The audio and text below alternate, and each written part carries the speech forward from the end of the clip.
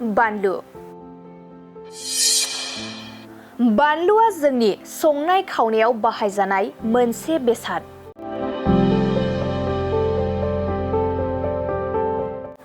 बानलुखौ आलौवोब्लाबो जों गासैबो जानाय बेसादफोरावनो बाहायो। खायसे सुबुंफोरा बानलु गोसा नङाब्लानो ओंखाम खहाबा। बानलुखौ गोथां, गोरान आरो आसार बानायनानैबो जों जायो। बानलुआ हजम जानाय, गोहो बांहोनाय आरो लिरथाय खमायनायावबो मदद होयो। बेनि अनगायैबो बानलुनाव गुबुन गुबुन गुनफोर दंबावो।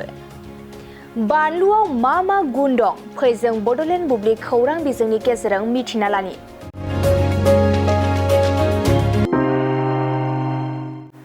गोथां बानलुआव भिटामिन सि, के, एन्टिअक्सिडेन्ट बायदि गोबां गुनफोर थायो। गोथां बानलुआ बिगुर गोगो आरो समायनाय लाखिनायाव मदद होयो। बानलुआव थानाय भिटामिन सिआ बिगुरखौ गोगो आरो जौगाखांहोयो आरो बियो बिगुरनि गोबां बेरामफोरखौ रैखाथि होनायाव मदद होयो। बानलुआव भिटामिन सि थानायनि थाखाय आदार जानायाव गोथां बानलुखौ जायोब्ला हजम खालामनायाव हेफाजाब होयो।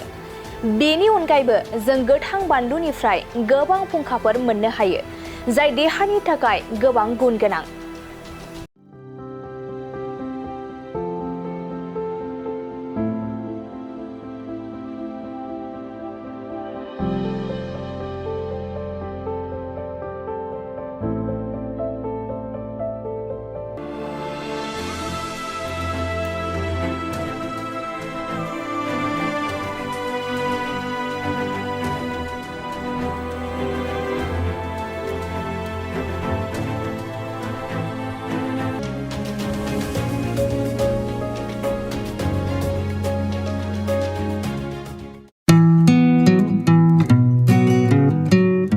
मोनसे फोसावथाय नोंथांमोननि थाखाय मोनसे गोजोनथाव खौरां लानानै फैदों।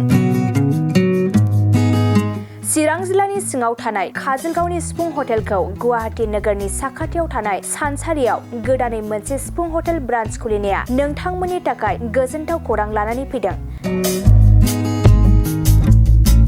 नोंथाङाबो जुदि गुवाहाटीयाव थायोब्ला एबा गुवाहाटी नोगोराव दावबायहैनाय समाव बर'नि दोरोङारि ओंख्रिखौ जानो लुबैयोब्ला गुवाहाटी नोगोरनि साखाथियाव थानाय सानसारियाव गोदानै बेखेवनाय सिफुं हटेलाव थांनानै जाहैनो हागोन।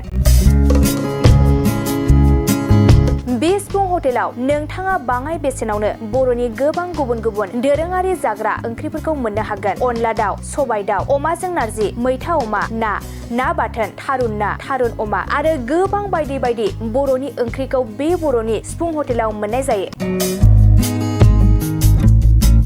सोरबाफोर जुदि बे सिफुं हटेलाव बर'नि संनाय खावनायखौ जानो थाखाय सिगांग्रो अर्डार हरनोब्ला नैबे 9864747796 9954772037 जानबुं नम्बराव कल खालामनानै बुकिं खालामहरनो हागोन।